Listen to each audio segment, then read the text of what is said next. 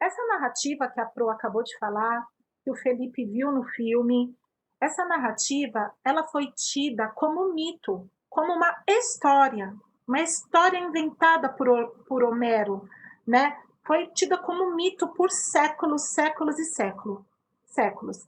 Escavações no final do século XIX, olha, final do século XIX, nós estamos falando de anos antes de Cristo, né? Nós estamos falando ali de 1.200 anos antes de Cristo, agora no século XIX, no final do século XIX, essa narrativa que foi sempre tida como um mito, ela já mudou um pouco de figura. Porque escavações no final do século XIX encontrou ruínas de Troia no noroeste da atual Turquia. Descobriu-se, através dessas escavações, que Troia foi destruída em uma guerra por um grande incêndio por volta de 1.200 anos antes de Cristo, como Homero descreveu. Então faz sentido essas escavações, né? O que todo mundo achava que era mito, que era uma história contada por um poeta, encontra agora veracidade, né? Descobriu-se que Troia, ali hoje onde é a atual Turquia, né, foi destruída em uma guerra por um grande incêndio, porque os micênicos, a civilização micênica entrou ali e destruiu mesmo, segundo a história de Homero. Os micênicos, pessoal, pouco puderam desfrutar desse poder agora, porque aí eles ficaram mais poderosos ainda destruindo Troia. Eles puderam desfrutar por pouco tempo dessa hegemonia, né, desse poder ali na região. Eles foram abatidos por uma invasão destruidora ali na Grécia, pela invasão dos dórios. Invasão dória. Invasão dória. Só desliga o microfone e depois a gente conversa. Vamos lá? Invasão dória. Quem são os dórios, pessoal, que destruiu a civilização micênica? Era um povo guerreiro composto de pastores nômades. Eles eram muito guerreiros. Eles eram pastores nômades. Nós já vimos o conceito de nômades. São povos que ficam andando de lugar para lugar, não ficam fixos, né? Não se estabelecem. Estão procurando um lugar para ficar fixo. Então, por volta de 1.200 a 100 anos antes de Cristo, a 1.000 anos antes de Cristo, esse povo guerreiro de pastores, os dórios, atravessaram as montanhas do norte da Grécia. Eles vieram pelas montanhas, não pelo mar, e acabaram com o mundo micênico. Eles preferiram ocupar as planícies. E onde estavam as planícies, como nós vimos no começo da aula? As planícies ficavam ali na região do litoral, né? Ali as planícies da península do Peloponeso. Como eles eram pastores e caçadores, e eles eram organizados em tribos, para eles caçarem, para eles cuidarem dos rebanhos deles, era melhor a região plana, porque nas montanhas fica muito difícil. Então, eles eram comandados por reis guerreiros e eles decidiram que eles iam ficar na região plana. Eles não iam ficar nas montanhas. Então, os aqueus, civilização micênica, que sobreviveram a essa invasão dória que destruiu tudo, teve sobrevivente. Sempre tem. Eles encontraram refúgio nas montanhas, já que os invasores, os dórios, preferiram ficar ali naquela região plana, né, com seus rebanhos, caçando, eles fugiram e se esconderam lá na região das montanhas, que foi deixado de lado pelos dórios. E essa foi a primeira diáspora grega. Nós já vimos a diáspora dos judeus. E agora a diáspora grega. O que é isso? Eles foram dispersados, né? Para fugir da invasão dória, cada um foi para um lugar. Eles não ficaram mais juntos. E isso aconteceu entre século 12 e 10 a.C., entre 1.200 a 1.000 anos antes de Cristo. Os descendentes dos aqueus, o pessoal que sobrou da civilização micênica, que foi se esconder lá nas montanhas, eles passaram a ser conhecidos agora como jônios. Jônios, tá bom?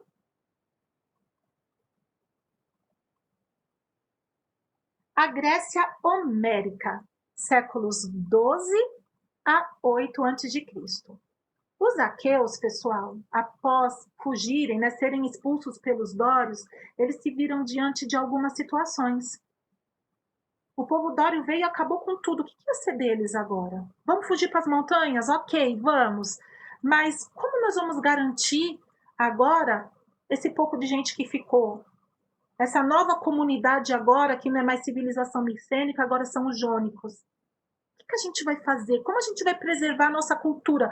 Porque esses dórios, eles não vieram aqui da nossa região. Eles atravessaram as montanhas e destruíram a gente. Como que a gente vai preservar a nossa cultura? Nós temos uma cultura. Como nós vamos reorganizar a nossa economia? Então, por medida de segurança, eles tinham uma produção de subsistência. O que é produção de subsistência, pessoal? Eles fabricavam, eles produziam só o que era necessário. Eles não produziam a mais para fazer comércio, eles estavam escondidos, eles não queriam ser vistos. Então, eles só fabricavam o que eles precisavam para eles consumirem. Eles ficaram isolados e evitavam o máximo o contato entre as regiões e até o próprio comércio marítimo. Eles fugiram de tudo isso. E nesse cenário aparecem os aedos, que aedo, que nome estranho, aedo, aedos são poetas andarilhos, poetas que ficam de um lugar ao outro, recitando versos acompanhados de música. Então, eles recitam versos acompanhados de músicas. E eles eram muito requisitados, a presença deles em festas, né? Em festas reais, inclusive. E eles foram os responsáveis pela integração cultural das comunidades jônicas. Eles eram poetas andarilhos. Então, eles iam fazendo o quê? Levando a cultura das comunidades jônicas.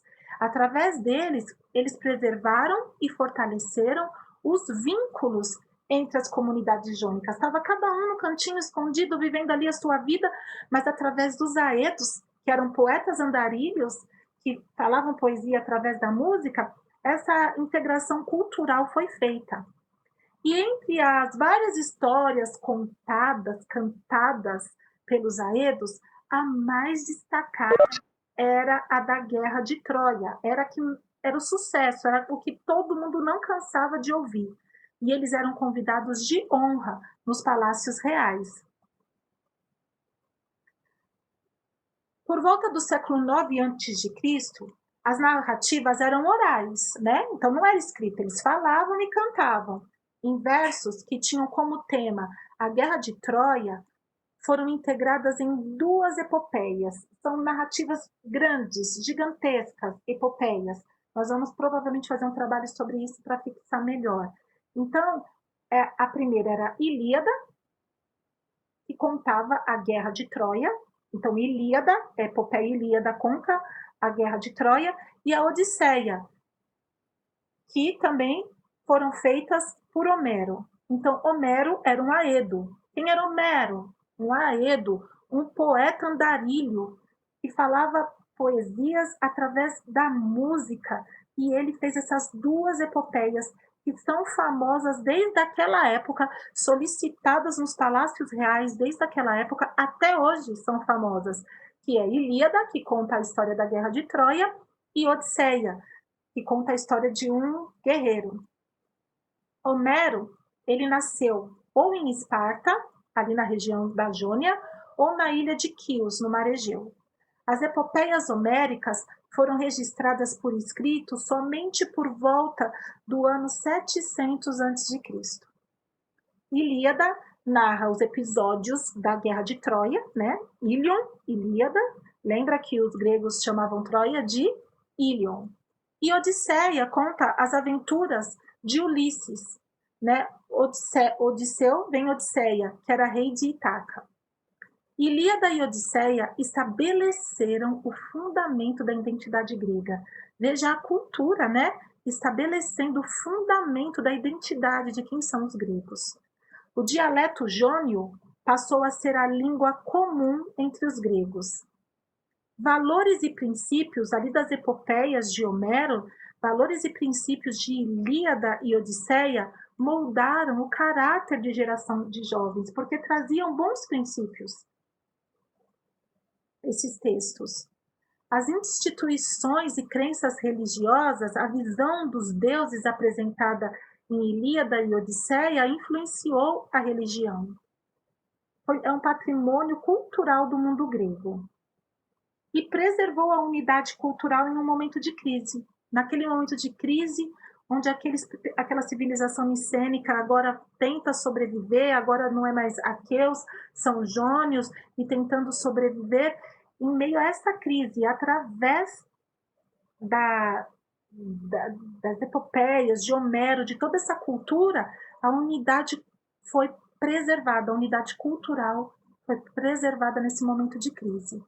E aí, os invasores dórios, ao lado dos eólios, pessoal, porque teve os invasores eólios também, que na mesma época é um outro povo, não é dório, é eólio, mas foi um outro povo também que devastou a Grécia no mesmo período. Então, os dórios e os eólios vieram pelas montanhas e devastaram a Grécia, a civilização micênica. Eles também começaram a assimilar esses valores homéricos. Eles começaram a gostar desses valores homéricos, dessa cultura ali dos gregos, e aí eles decidiram e se estabeleceram também como gregos em definitivo. Então agora não era só os jônios, né, que estavam escondidos ali na montanha. Os dórios e os eólios, que eram outro povo que veio, tomou posse e expulsou todo mundo, eles agora também assimilam esses valores homéricos, né? E refundam Esparta, né? Esparta é refundada pelos dórios e eles começaram a construir as suas próprias cidades. Assim, pessoal, não tinha mais porquê o povo ficar escondido nas montanhas, fazendo aquela economia só de subsistência, só produzindo para consumir. Não tinha mais por que isso. Então houve uma integração, né? Com essa integração dos antigos invasores, né? Dos dórios e dos eólios também, eles eram, não tinha mais porquê, né? Com a integração dos antigos invasores, inimigos da cultura grega, eles eram antes inimigos, agora eles também assimilaram, agora eles também se dizem gregos. Não havia mais motivos nem razões para que o povo jônio, os antigos aqueus, ficassem em isolamento. Eles ficaram em isolamento, pessoal, por volta de 2 a 3 séculos, eles ficaram em isolamento. Não tinha mais porquê. Agora, os dórios e os eólios também se diziam gregos e também queriam seguir essa cultura grega. A escrita, pessoal, teve a incorporação dos caracteres fenícios. Lembra os fenícios, eles, né? Que criaram um alfabeto que é muito parecido com o nosso alfabeto atual. Então, e voltou a ser utilizada. Ela ficou esquecida, a escrita ali na região da Grécia, boa parte do período homérico. Mas aí ela voltou a ser utilizada. E aí começa uma nova fase para os gregos, uma fase de desenvolvimento. E o maior destaque nessa fase de desenvolvimento é a polis. E que é polis, Pro? Polis é a cidade-estado típica, é a cidade, tá bom? Nós vamos estudar isso na próxima aula.